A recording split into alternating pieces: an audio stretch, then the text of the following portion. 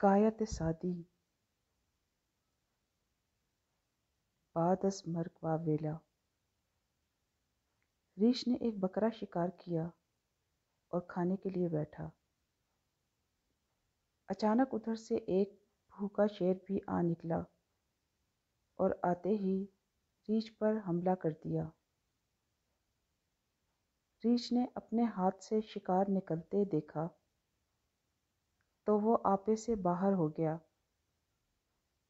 اس نے دل میں کہا کہ ایسے مفت خور شیر سے کیا ڈرنا، اس کا ڈٹ کر مقابلہ کرو۔ یہ سوچ کر انتہائی غصے سے دانت کٹکھٹاتا ہوا شیر سے الجھ گیا۔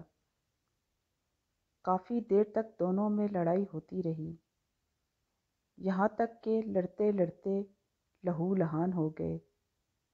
نہ ریچھ ہار مانتا تھا نہ شیر۔ خوفناک لڑائی جاری رہی۔ دونوں زخموں سے چور چور بے دم ہو کر زمین پر بے سدھ ہو کر گر گئے۔ ایک چالاک لومڑی کافی دیر سے دور کھڑی یہ تماشا دیکھ رہی تھی۔ بڑی موقع شناس تھی، موقع سے فائدہ اٹھایا اور بکرے کو اٹھا کر لے گئی۔ شیر اور ریچھ بے بسی سے یہ منظر دیکھتے رہ گئے۔ حاصل کلام: آئے موقع کو ہاتھ سے گنوانا حماقت ہے۔ بار بار مواقع نہیں ملتے۔ ایک بار موقع کھو کر بعد میں کف افسوس ملنے سے کیا حاصل۔